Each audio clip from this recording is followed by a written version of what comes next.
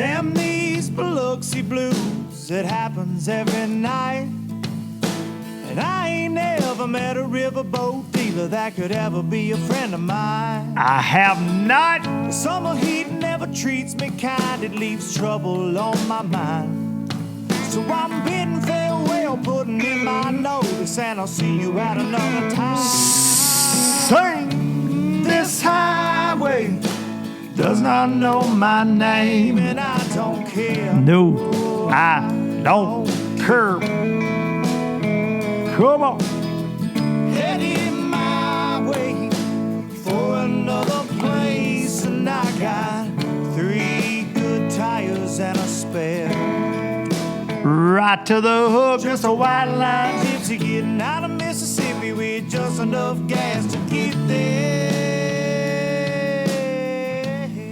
Low budget live, not so live, and we're back, ladies and gentlemen, and we are back with this camera view. We're at this camera view with no guests, sadly. That last episode with Dave Mercer was a lot of fun. It was so much fun, and I'm still kind of, reeling from that a little bit. Like I can't believe that Diamond Dave, came to Lawrenceburg, Tennessee, and hung out with me in the LBL Bar and Grill. But we are here, and this is the podcast for October the 26th, and no guest this week in-house, but we do have a very good one that we are going to talk to on the phone. And I want to start by saying thank you to all of you for watching that Mercer podcast, for talking so kindly about that in the comments. And look, unfortunately for me, I'm having like this kind of panic, about being able to do more of those in-person interviews. Obviously, I'm centrally located, but it's hard to get guests here at the Low Budget Live Bar and Grill all the time. I definitely want to do more of that. It was just, it's more than an interview. It's a conversation. And I just want to thank Dave again for coming on and doing that. We announced that we will have a podcast, and we weren't playing. The first episode of LD and the MC drops this week, October 28th, this Wednesday. This will be a weekly deal. It's going to be different than Low Budget, just like we talked about, and most of the time it's going to be via Zoom because he and I aren't together that much, always in one place and I'm in the other. But there will be special occasions, and man, we got lots of plans, but we are so excited about that, and it's goofy, and it's fun, and it's serious all at the same time, and it's 2 idiots representing 2 different countries, and I just can't thank Dave enough for wanting to do that with me. So look out for that 2 days from now, right here on my channel, on Dave's channel. Make sure you're subscribed to both LD and the MC. So a little bit of housekeeping there. But thank y'all. That was for me as I was recording that, and Dave's he's an industry veteran. He's a guy I'm a fan of. I really appreciate his friendship. We throw a lot of things back and forth, and it's really cool for a redneck from Tennessee to get to know his fishing heroes, to get to know people that are veterans like that, the Mark Zonas of the world, the Dave Mercers. I'm really proud to call them friends, and I'm fortunate to get to do that. And Zona gave us a shout out on Bass Live, which was fun. But it's really cool for me.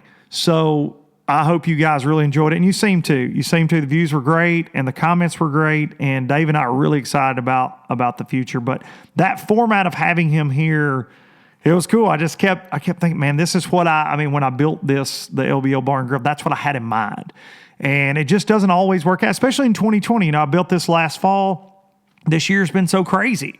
You can't be asking people to come to the Low Budget Bar and Grill all the time in a pandemic, So, hopefully more of that to come.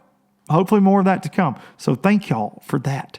I needed that too. This week was, I share everything with you guys, to say the least. And I had this past week, October 20th, was the 1-year anniversary of when I lost Mom, when we lost my mother. And if you've kept up with this podcast for any amount of time, I talk about that a lot. And right here, Mr. Brandon Polnick sent me this last year. My mother loved butterflies. And to honor her, I have that on the Low Budget Bar and Grill all the time. But we miss her dearly. And so many of you reached out to me on that day to let me know, you miss your loved ones and sending positive thoughts and prayers and comments my way. And I had just a really, really good week with that happening. It was still a very positive week. It's really cool to have great friends. My buddy Big C, y'all have seen him on here. We did the Fat Ass Challenge together. Corey. He brought me stone crabs from Florida, which if you've never had stone crabs, you're missing out. But this is the season that you get them. He had been down there. He brought them to the house. I wasn't even home. He surprised me, left them in the dang fridge for me. And just stuff like that. Darian, sent me some cool videos and things. I had so many friends reach out, checking on me, close friends. And it's good. That's a good thing. So, never be afraid to kind of tell people what you got going on, man. That's what this podcast is all about. Obviously, telling you what's on my mind, telling you my opinions, my thoughts. And it's really got me through a lot of tough times around this deal, losing mom to this horrible disease called cancer. So thank y'all. Thank y'all for that this week. I really appreciate it, and I could feel the love. And it was just, to start the week with the Mercer episode, it was really a positive thing. So I thank y'all, because otherwise it could have been a deep, dark week. I can go there pretty easy at times. And it was awesome. It was awesome. So thank you all for that. Huge thanks. And we're cooking up some things with these fine folks. But I want to say a huge thanks to the fine folks at StarTron and Starbright Cleaning Solutions for bringing you Low Budget Live for several years now. StarTron kicking ethanol in the teeth and getting it out of your weed eater, getting it out of your chainsaw, getting it out of that outboard engine, anything that runs gas. Ethanol can get in there and just mess things up. Little dab will do you. This bottle right here treats 256 gallons of fuel. Put you some StarTron in there. We're coming up on that time. You ain't going to be cutting your grass as much. You may have some fuel left over in that tank. You better put you some StarTron in there. Seriously. Same thing with your boat. If you're not running your boat a lot this time of year, you got gas sitting there in it, you better drop you some StarTron. But I want to thank those guys. And they are making some LBL merch that incorporates the Shake Your StarTron bottle that we will have very soon. Working on some cool things with those guys. So thanks to the folks at StarTron. Also, got to say, big thank you to Sims, the official clothing provider of Low Budget Live, Not So Live in the traveling circus. And I am here to remind all of you, first of all, that new Pro Dry rain suit, slick to say the least. Really, really good rain suit, lightweight. I'm digging mine. Got to use it a couple times this week, and that was awesome. It's just not too heavy, I like it. So I'm here to remind all you low lifers, you get one life. Fish it well. Love that saying. And last, but certainly not least, and I'm going to keep saying this till there's one in the garage, okay? I'm going to keep saying this because I've got mine. I'm patiently waiting. The official boat of Low Budget Live, Express Aluminum Boats Performance Bass Boats out of Hot Springs, Arkansas, bringing you Low Budget Live as well. And we're going to have an X21 Pro right under the bar and grill very, very soon. So thank you to all those fine folks. Moving on. As Mercer said last week, if you like this, you're going to have to put up with a little bit of that. And we're thankful for all the sponsors, just like I'm thankful for all you listeners. Oh, while I'm on that kick, I want to say this to the YouTube crowd. Lots of you listening on different platforms, but I want to say this to the YouTube crowd. I apologize. I'm sorry. I'm so sorry for the damn ads on these videos. YouTube decides where they go. On that Mercer episode, I started getting comments. There were like 40 freaking ads on that hour video. I apologize. I finally figured out, and it takes, I got to do it from a computer. Anyways, long story, I can delete and place those now. I found out how that works, and I can delete 90% of them. So after it had been up 24 hours, I figured that out, and I got them off there. So I apologize. Thank y'all for listening. I even had a good friend of mine, Boomer. Y'all seen me fish Boomer's Lake on the channel. Boomer called me and goes, "Hey, man, do you know about these ads?" Because they were running out of control. So thank y'all for the heads up on that and for always letting me know. But, yeah, I wanted to say I'm sorry for that. This is free content, and this is a free platform. YouTube doesn't charge me to upload here, and unfortunately, you're going to have to put up with some of that, and I apologize that it got a little bit much last week and a couple other episodes, but I figured it out now. We should be good. Thank y'all for letting me know. All right, moving on in the world. I'm kind of I'm pumped up today about our guest, and we're going to get to that, but Bassmaster Open. I'll be honest with y'all. Full disclosure, this is the podcast for Monday, October 26th. We're recording this a little early. Bassmaster Open still going on at Neely Henry. So we don't know who our Bassmaster winner is. And last week, we got a new Elite Series champion in Lee Livesey. Going to get Lee on the show very soon. I'm going to get Big Frank the Tank Tally on here. Got a lot of guests lined up. It's fun, man. People reaching out to me. Really cool. But congrats to Lee. I've already said congrats to Frank, but congrats to Lee. That was a hell of a tournament, and that's the way a Tennessee River tournament in the fall should go down, on a frog, and that's how he did it. It was really fun to watch. And Lee is a guy, I don't know him well, very well thought of, though. You can always tell when it's the same with when Frank Talley won. When a guy wins that people have a deep mutual respect for, you see it on the social media streams, right? You see it on Instagram, Facebook, other people sharing their pictures with them, and you saw that with Lee, and you saw that with Frank. Mercer said that, there were so many guys that did not go home that stayed around to see if Frank won that tournament at Guntersville. Same thing with Lee. A lot of people were very proud for Lee. And he's had kind of a rough year this year. Very cool to see. Guides on Lake Fork. So that's the next event coming up. But Lee's an interesting cat, and I'm definitely going to get him on here very soon. He's fishing that open, and he had a good first day. So looking forward to having Lee on hopefully next week. In the next couple of weeks, we're going to have those guys on. So y'all know me. I know status quo. Every podcast in the freaking known universe gets the winner on immediately. And I don't roll like that. I let those other boys do their things, and then I do my thing, and then I come back around on that backside. I come around on that backside and have them on. So we'll get those boys on very soon. I got a lot of things planned, actually, but some fun guests coming up. BPT schedule. Bass Pro Tour. Major League Fishing. Extending the life of the sport. Bass Pro Tour schedule came out. Let's look at this bad boy real quick. Let me pull this up. Real fast light. I'm going to text our guest too.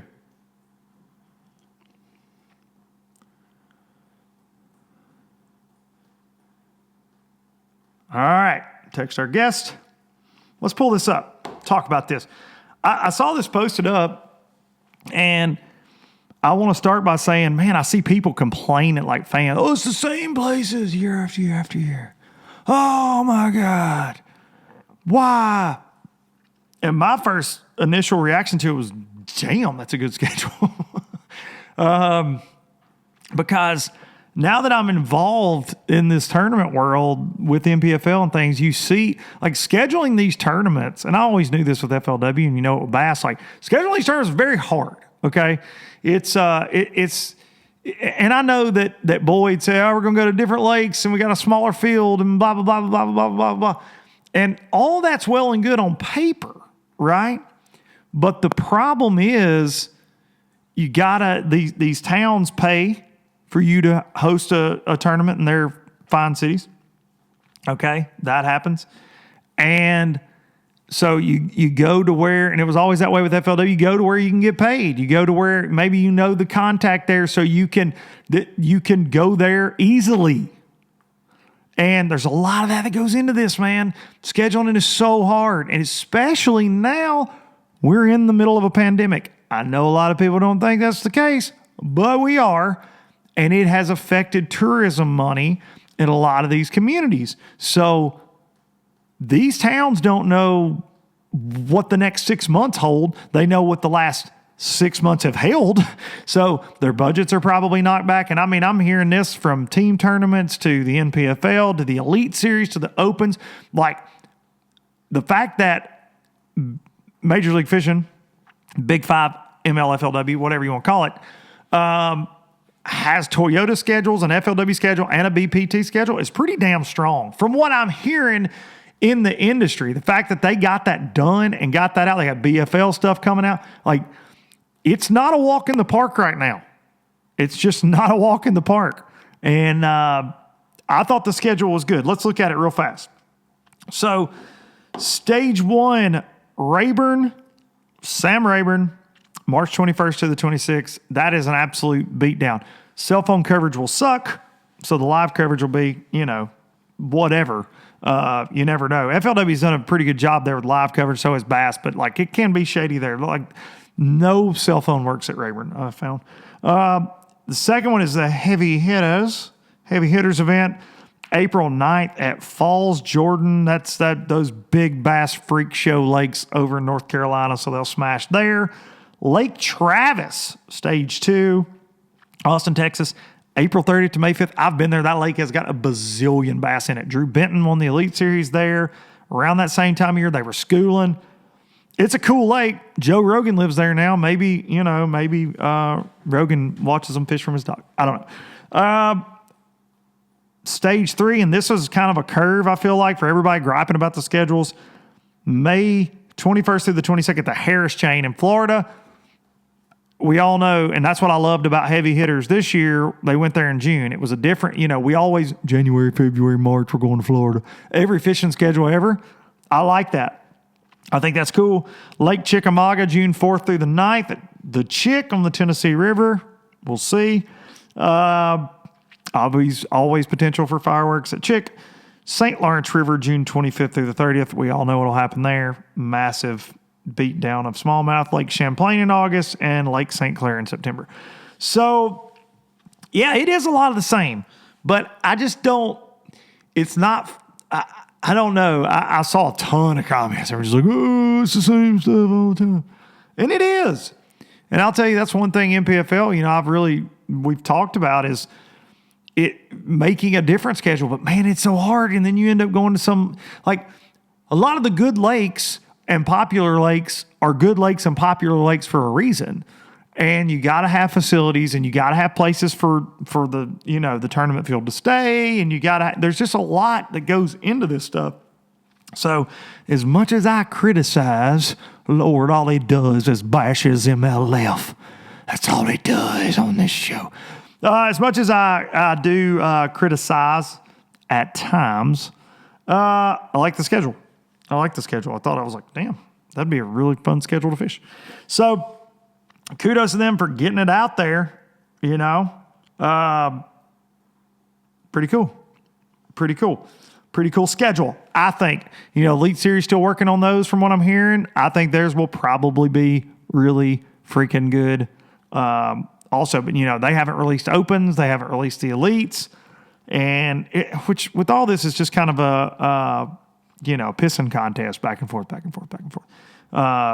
We released our schedule, which FLW always, in history released their stuff pretty quick before Bass most of the time. They always did that ICAST release.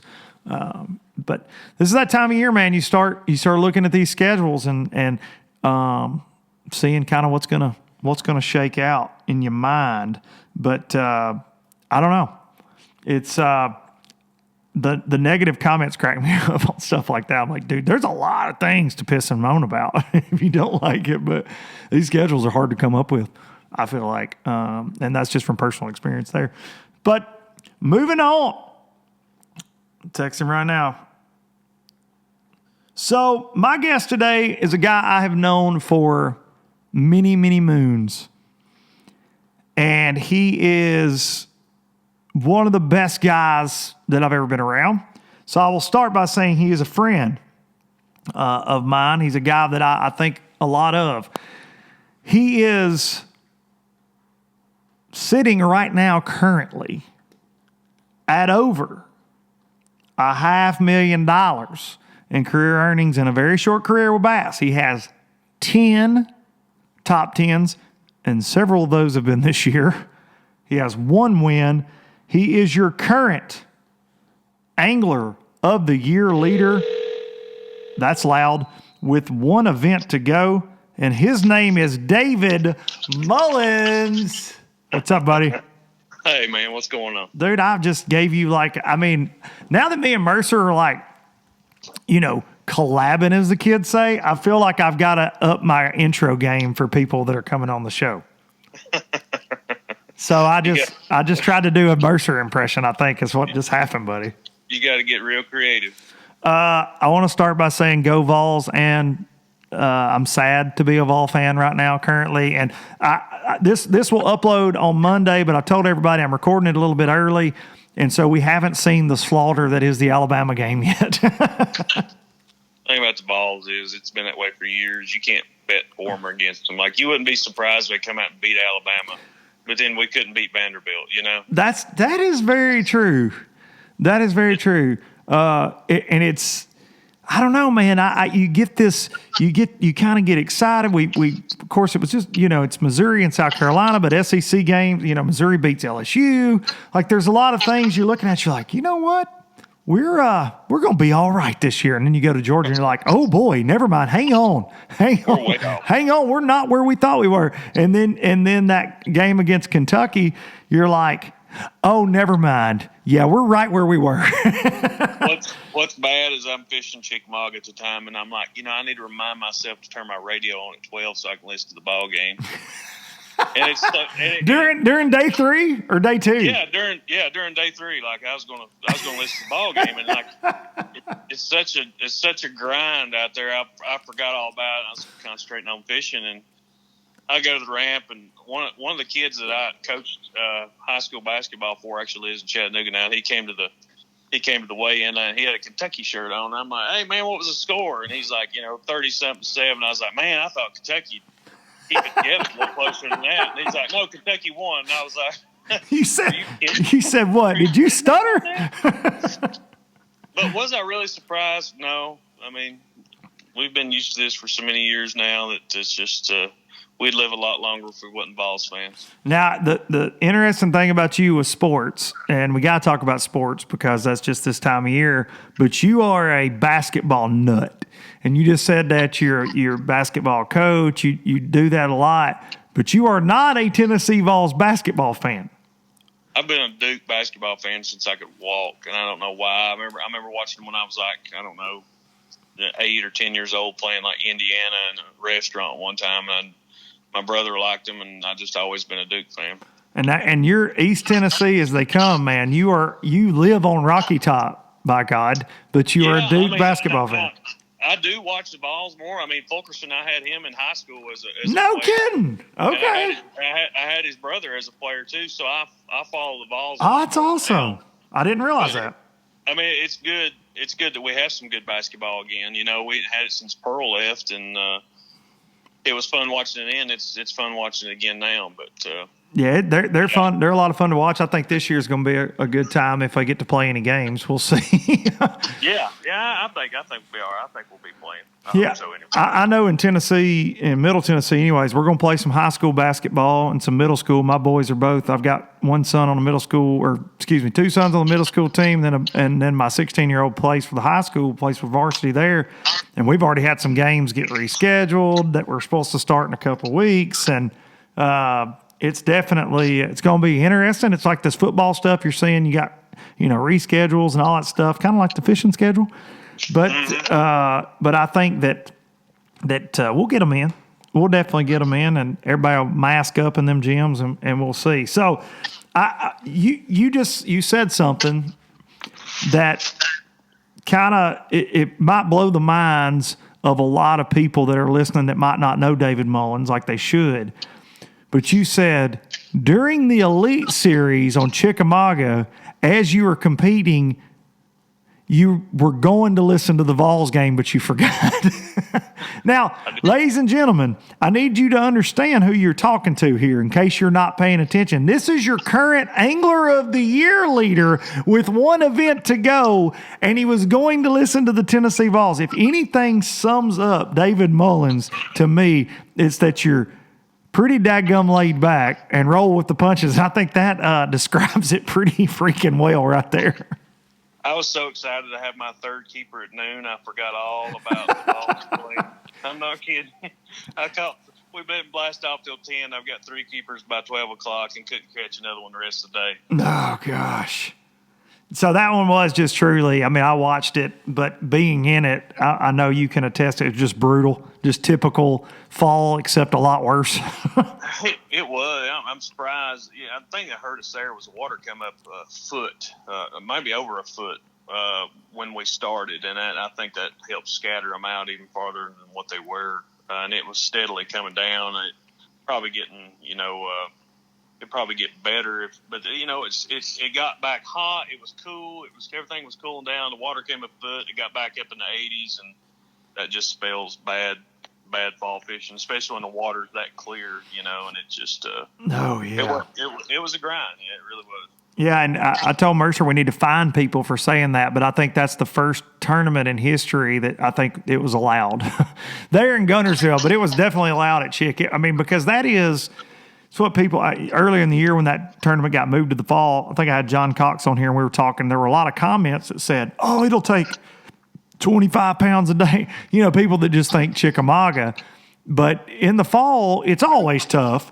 But I think you couple that with 2020, a lot of people been off work, and a lot of people in our lovely state like to bass fish. They love the outdoors, don't they? So, yeah, they do. We're blessed to be in a great state for the outdoors, but yes, it definitely that place gets a lot of pressure, and it's amazing it pumps out as many fish as it does. But one thing that does help it is it does have grass. And yes, it does. That's probably the saving grace of the whole lake. Yeah, as long as they leave that alone, I think we'll be okay for years to come. And I think, Watts Bar, some of those other lakes over there are going to start coming on. I fished Nickajack some this summer. That's a good time, too. That lake's a lot of fun to fish. Nickajack was one of my funnest places I fished in several years. I got to structure fish it twice. I got the time we had bass fish on Chickamauga and I didn't make the cut. I got to go over there and structure fish it, and it was a blast over there. It's just got a ton of fish in it. Oh, it does, man. Darian and I went down there and did a deal and grass fished. And, dude, it was just like the sheer numbers of fish blew my mind. I mean, it's got them, man. But I read a thing on the sign. They stock F1 hybrids for the last 5 years, something along the lines of like 50 to 75,000 bass a year in that place. Wow. And that's just a testament to the state of Tennessee and TWRA. I mean, they're doing that in Chick. They're doing that in Watts Bar. They're going to have to start doing it in freaking Pickwick. And I wish Alabama would do it in Guntersville for sure. Or we're gonna take some hits on these lakes because of fishing pressure. But, well, dude, I got to say, so known you forever, and you are one of the, I mean, I consider you old school. And I don't mean that in a negative way at all. You are very much...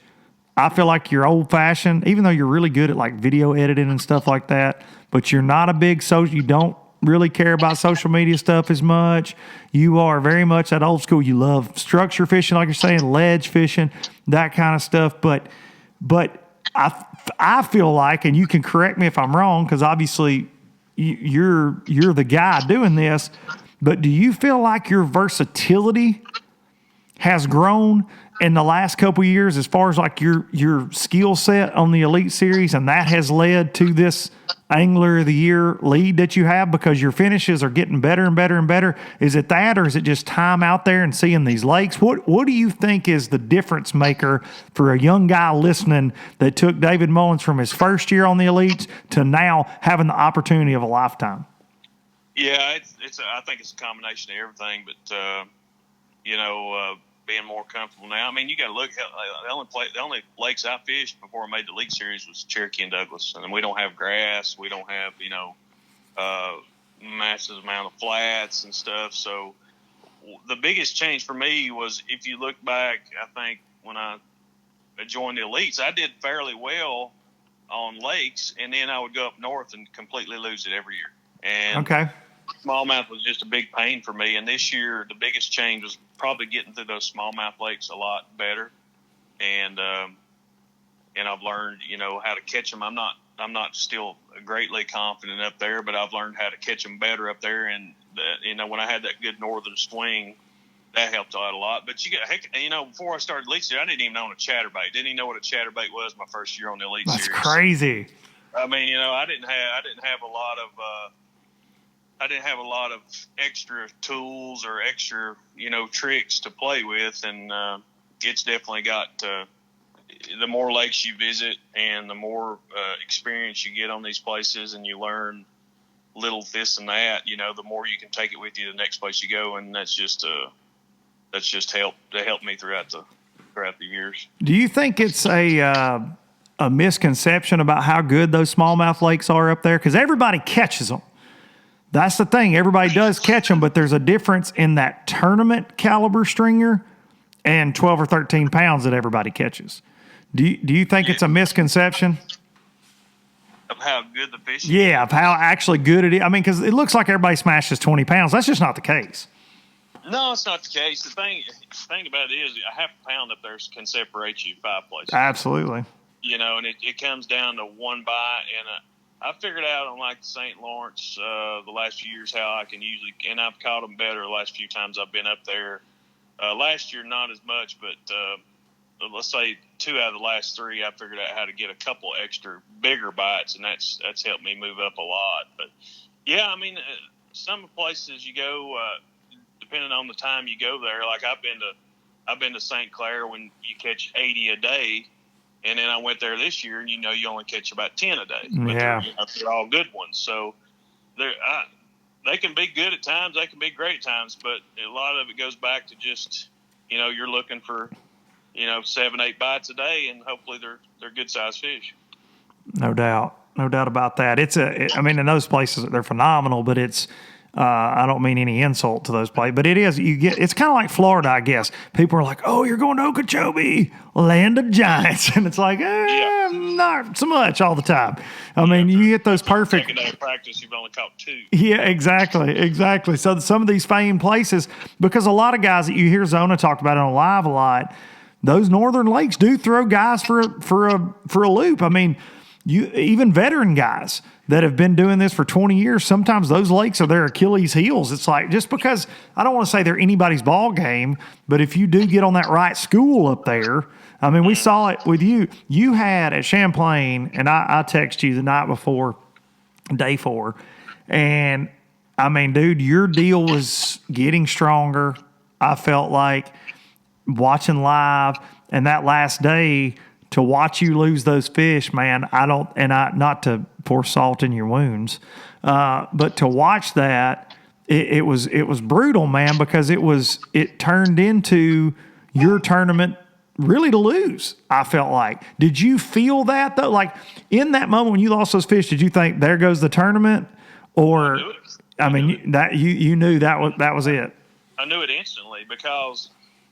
Dude, and one thing I had going there was I saw that weather coming in, and I'm like, in the back of my mind, I've got two different deals going. I've got this deep deal that worked the 3rd day really good, and if that don't work, I think they're going to bite those moving baits the 4th day. And I'm not blasting off. I said, you know what? I think I'm going to win this today. Wow. And up there, the separation was the 3.5 to 4 pounders. Mm-hmm. So if you caught 3 pounders, you were in 40th place. If you caught 3.5s, you're in 20th place. If you caught 4 pounders, you're in 1st or 2nd. Mm-hmm. And every day I was there, I should have had 20 pounds. That's how many fish I lost. But anyway, going into that last day, like I said, 4 pounders are hard to come by. And the first one I hook and lose, I don't even know if they got this one on camera. It's like a 5. It's the biggest fish I hooked all week. And I know there's not that many fish up there that big. No, that's a unicorn. Yeah. So I lose that one, which crushed me. I mean, I'm like, well, I still got plenty of time. I can catch some 4s. That's what's going on in the back of my mind. And there was 1 or 2 that wasn't even on camera that they didn't get. And I ran to the next spot, and it's a little underwater rock pile, and I sling my crankbait out there, and I hook a 4, and it jumps way out there, jumps off, and I'm like, you got kidding me. And the deal breaker was the last one. I hook another 5, which is the 2nd biggest fish, other than the one I just hooked 30 minutes earlier, and I hook it and fight it all the way back to the boat. It's a giant, and it just comes off for no reason. Doesn't jump off, just pulls off. And right then I knew, you can't make up 5-pound bites on Champlain. And I knew exactly I lost it. I knew there wasn't no way I could win it. And, it was just one of them deals, you're happy that you're getting closer to winning one, but, you're crushed that you had the opportunity to do it because you don't get many opportunities. No, it is. That's something you hear a lot of folks talk about. And, having fished FLW for a little bit and all that, dude, you just don't get a lot of chances. And and I never got as close, Lord knows, as you have. But even when you left those special practices, and you felt like you had a chance, the conversion rate of getting those kind of fish in the boat, we had one at Lanier one time, and I'll never forget. I called my wife, and I said, I think I got a chance this week. Like, I think I got a chance. And the first day, lost fish, didn't get them in the boat, and I'm like 100 and whatever, and then I catch 17 pounds of spots the second day and jump up like 60 places and get a check. But it's the different, like, that's the quality you're on, the caliber, and it's like there's such a fine line between, and people don't, because, people that just look at a standing sheet and they see a guy finish 75th or whatever, and they're like, oh, sucked.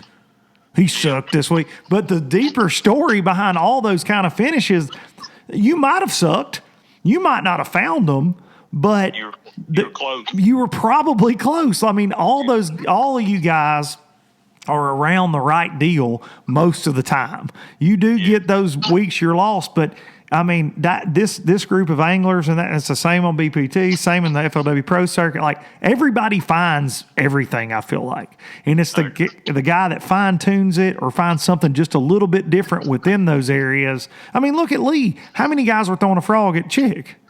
A lot of them. How many people throw a frog over there every day? A lot of locals throwing frogs. Yes.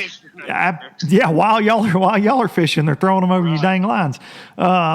So real quick on that, was there a big tournament going on while you guys were there? I never got to scoop on that. No, everybody were practicing because they had an Angler's Choice Regional Championship that was going on there like 3 days afterwards. And there's there was practice.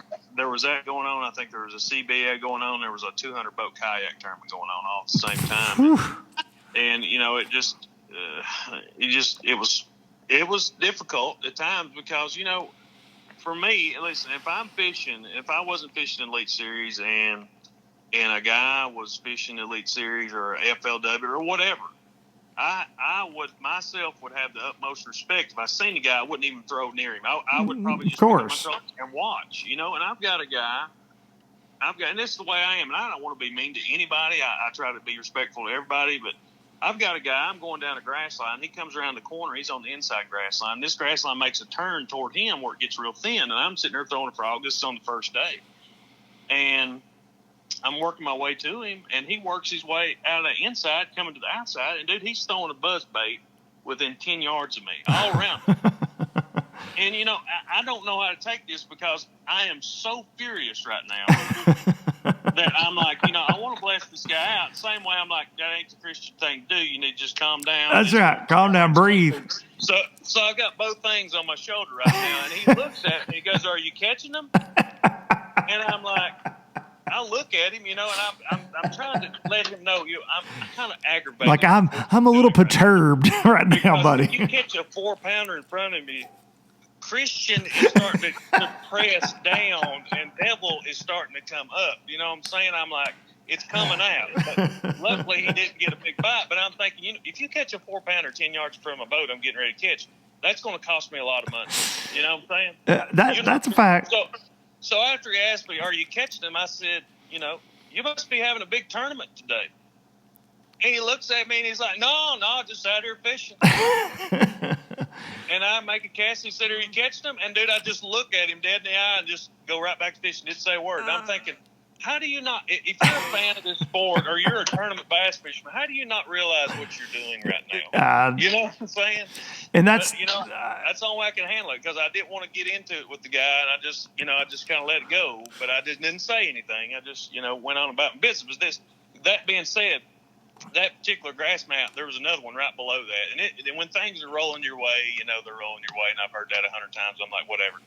So there's a grass mat right below that, and I left this guy. I go down here, and I'm just looking. I haven't fished any of this grass, but it's the first day. I've got 5 at 3 o'clock. I'm running, just looking grass, trying to catch a big one, And I turn this corner, a little isolated grass mat tucked in behind this little island. I'm like, I'm just going to fish it. And I fish it, and all of a sudden here pops like a 3 or 4 pounder chasing a brim in this man. I never can get it to bite, and I'm like, daggone it. So I run out of time. I have to run back to the boat ramp. So the next day, I've got 5 in the box by like 1 o'clock. Run 20 miles all the way down there to this one grass mat and catch that same fish on like the third catch. No way. Yeah, and that's when it's rolling your way. It's rolling your way, and that thing weighs. It wasn't that big. It was like 3 1/4. But it helped me out. It gave me about 12 pounds, so it helped me out a lot. Jeez, man. When it's rolling your way, rolling your way. And go ahead. Our sport's the only sport played on public ground, basically, and that's talked about all the time. And we've all had those incidents, but I truly, and I don't mean this to sound the way it'll sound, but I truly think some people are genuinely ignorant. And I think when it comes to that kind of stuff, and there'll be a lot of comments about this, I'm sure, but I see them just when I'm fun fishing. Etiquette in bass fishing and on the water slides further and further away all the time. Yeah. I mean, it does, but I do think that we've got a lot of new people in the sport because of guys like you and your promotion and you fishing tournaments and the live coverage and stuff that I do and stuff that a lot of people do, the YouTube stuff, all that has grown the overall participation in the sport, I feel like, is as much as it's ever been. And I truly think there are some people they just don't know. Right. They just don't know. They weren't taught like you were taught and I was taught. My dad, if there was a guy fishing in a pocket, like a slough on Wilson Lake, and he was at the back of it, my dad wouldn't even stop at the mouth of it. Mm-hmm. I mean, you just go on. I mean, that's, and you go back to like, I know you and I had a lot of conversations about this, like that Randy Haynes, Jason Lambert thing a few years ago. Like that stuff used to not happen that much. No, it didn't. It just didn't. And now it's like, you're supposed to be okay with it. Yeah, it's like, and like I said, I'm old school, and I'm like, you know what, if I'm in that position, even if I knew those fish were there and Van Dam was leading, would I race Van Dam to that hole and try to beat him there and try to catch him? And I'm like, I don't think I could do that. That's just the way I am. That's right. I don't know the situation. I don't know what happened. Right. I know. I knew he was fishing there. I'm like, I don't know if I could do that. But again, I don't know the situation. Right. There, but well, that's I don't like fishing around people, No, I never have. I don't like it at all, and you have to more and more over time now. But it's obvious that worked out in your favor that you left and went and found you a grass bed, and you didn't cuss anybody out, and I think that's good, Dave. I think that's good because here's the thing: when you're David Mullins and you finish 35th on the point standings, you might cuss that guy out, not get in much trouble. But you're David Mullins Angler of the Year, and you cuss that guy out, he's going to see you on ESPN. I did get baptized in June, so my cursing days are okay, good. That's awesome. So I've been doing a lot better. Well, good. I'm proud to hear it, and I'm proud to hear that you at least it would be a heavy tongue lashing, expletive free. I like it. I like it because I have to say for myself, I have a foul mouth, and I definitely have been known to sling some expletives out there on the water at some folks over. I just get so confused. My dad's line when I was a kid was, "Hey, we ain't in your way, are we?" That's a great one. Yeah. I've used that one before. There's one I'm going to tell on a buddy of ours, and I will not say his name, but this is my favorite story of a local coming in on somebody. And we were at Kentucky Lake and FLW, and I'd made the top 20 cut there. And this is one of the greatest names in the history of bass fishing, but I won't take it any further than that. Good guy, great guy. And somebody came in on him on day 3, and a buddy of mine was fishing as his co-angler and said that this particular pro looked at this guy and said, "Hey, buddy," this guy came in and started throwing over his line. He said, "You caught any fish today?" And he said, "No, sir, we haven't caught anything." And he said, "Well, you're going to feel like an idiot when you go home and tell your wife you got your butt kicked and you didn't catch any fish." And you can only guess who that was. But that was one of my favorite ones. You're going to feel stupid when you get home and you tell her that. So, all right, I got to get serious with you, man. You getting your you say you're getting your life right. You changing your life. Things are going David Mullins' way. What does it mean? And I know this is an obvious question. This is an easy one, but what does it mean for you if at the end of Lake Fork you get to hoist that Angler of the Year trophy? Dude, I mean, to be honest with you, I don't even know. It's just, and I'm sure you'd be in the same situation. It's like you never would think yourself could do that, or you'd have the opportunity to do that. I don't even know if I've dreamed something like that. You know what I'm saying? I do realize I have an opportunity to do something special and win one of the most coveted prizes we have in bass fishing today. But dude, I don't know. I have no clue.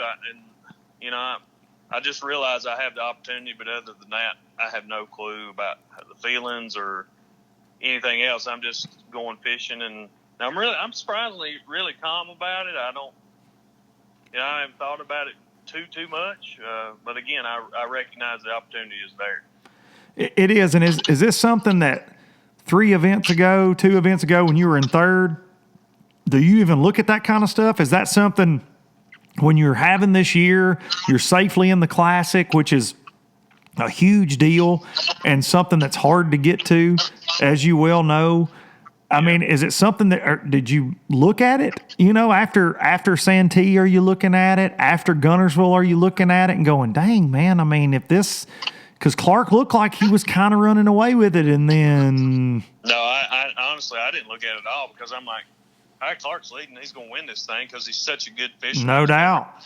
He's so talented, and that just goes to show you fall fishing can change everything. And, you look at, there's 5 or 6 people can win the thing at Fork. Without a doubt. Well, the only thing I've got is a small lead, and whoever catches them best down there is going to win the thing. That's right.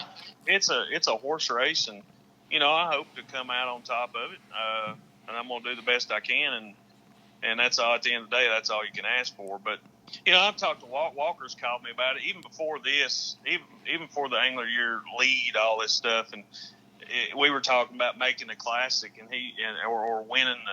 He was talking about losing the Classic one time, and he said, your year, and this is what, like, we talk about people fishing out there while you're fishing a tournament. Your year can come down to one bite. Yes. And I didn't realize that when he was talking about it, but I'm like, yeah, he's right about some stuff. But dude, I can name one fish at Upala, the worst finish I had this year, and I can't remember. I finished 40-something down there, and I'm out there struggling, and I've got a waypoint on a brush pile that's up there in like 6 foot, and it's like 1 o'clock. I've got 3 in a live well.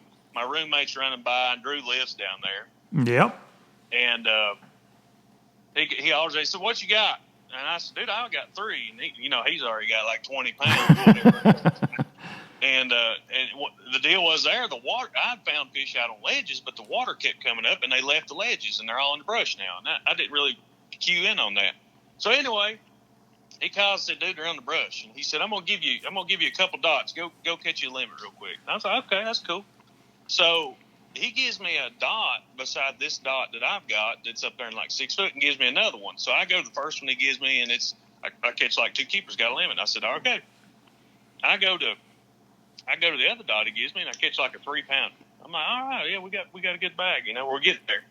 And dude, I'm like, well, I got this one dot that I found right beside this one. So I just troll the motor over there to it, and dude, like the second cast, I hook a 6 something. Oh no.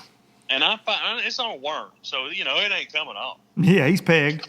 Yeah, so I find him. I find him around the boat, get him by his troll motor, and I'm getting ready to go down there and handline him. And dude, it just comes off. It just comes off. And I told Drew about it, and I didn't make the cut. And Drew caught that same fish, same brush pile, same hook mark. I was like, it's hooked right in the top left corner, but same hook mark, everything, weighed like 6'3", he said. And that one fish gives me like 20 more points. You know what I'm saying? Golly. It can all come down to your season being made, either making Classic, winning Angler Year, winning this tournament, that tournament on one bite. A single bite. Yeah, I didn't realize that till Walker really, really explained that to me, and he said it's happened to him so many times. But he's correct; he's right about it. That is so crazy to think about. And I mean, and it is that way looking back on my tournament career. I mean, it always comes down and look, that bite, I'll take it further than this. That bite could come in practice. Yeah, to clue you in on something. I mean, it can be not going another 50 yards in a creek, and then you come around it, and holy crap, that's where John Cox is winning. You know, you're like, are you kidding me? I pulled the trolling motor up, and left, and that kind of stuff happens. So it definitely comes down to one bite, man. Well, I hope that at Fork, dude, that you get no disrespect to anybody else. I'm a Tennessee guy. I got to see my man Mullins hoist this trophy. Austin Felix is fishing out of his dang mind right now. He's catching them. And like you said, Clark's caught them all year. You're going to Texas, which is kind of his home turf. And there's several guys right there knotted up. Corey Johnson's had a great year.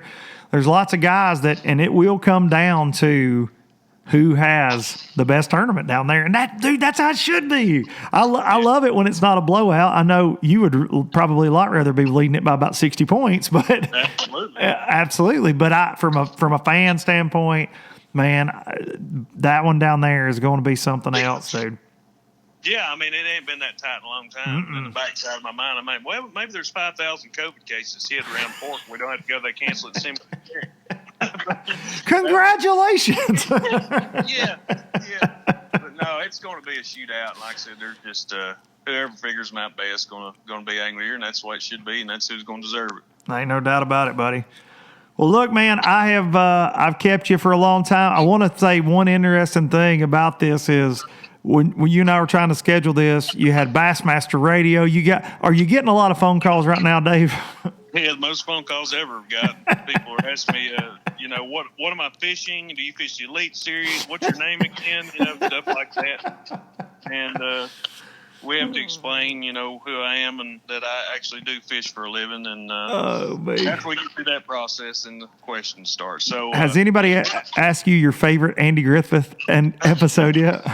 No, not yet. But it would probably be the haunted house one with Barney, Andy, and the drunk Otis on there. That's one of my favorites. Okay, there it is. You heard it here, and it's Halloween, so it's perfect right there from David Mullins. Buddy, I appreciate you very much, and I'm pulling for you. I wish you the best of luck down there, and thanks for doing this. Make sure you're following David if you're not. David Mullins Fishing on Instagram, Facebook. He's probably even got a TikTok. They ain't no telling what Mullins has got. Thank you, buddy. I appreciate you. Hey, man, God bless. Take care. Thank you, bud. Same. All right. There it is. David Mullins. David Mullins. That was fun. David is, man, he's cooler than the other side of the pillow. And like I said, no disrespect, man, you got freaking Austin Felix is crushing, especially in these last few tournaments. And Clark Wendlett's crushed all year. He had a bad one at Chick. Corey Johnson's crushed all year, had a bad one at Chick. And Fork's going to be crazy. And I have no idea really what to expect with that event at all. I've never seen a lot of fall tournaments there. It's full of big ones. I would expect it'll be a little tougher, obviously, than it would be in the spring when that big wave of fish is moving up. So, exciting stuff right there. Exciting stuff. I'm proud for that dude. He's a hard worker. He keeps to himself for the most part, and I think it's going to come down to who catches the best at Fork. And like he said, it's been a while since we've had that in an Angler of the Year. I mean, you look at, BPT, Jordan Lee runs off with it. You look at FLW, like Ron Nelson runs off with it. Like, there's really no question coming into that last event, and I like the drama. That one's going to be, I think he's got like an 8-point lead or something over Austin. So super, super tight event coming up in a couple weeks. And Mercer will, be there calling without me. Now he and I are like teammates. He's going to be there giant boom shakalaka without me. So whatever, man. He's already big leaguing me. JK. Love you, Mercer. All right, guys. Thank y'all. That was a lot of fun with Dave. Hope y'all enjoyed it. Lots of things coming. I know I say that all the time. Got some big announcements coming. Lots of things. Be sure to watch LD and the MC on Wednesday. Make sure you're subscribed to the channel. And make sure to always hug your dang mama. I'm going to take y'all out with a little song that I wrote called Biloxi Blues. We end every show with it and start every show with it right here on Low Budget Live, Not So Live. I will see y'all next time. Spanish moss, a Civil War ghost. Well, I'm gonna leave them in the past. Any direction, Lord, I'll be fine. It don't matter east or west. North, south, wherever the wind blows, I'm leaving those burdens at rest. This highway, it does not know my name, and I don't care. No, I don't care.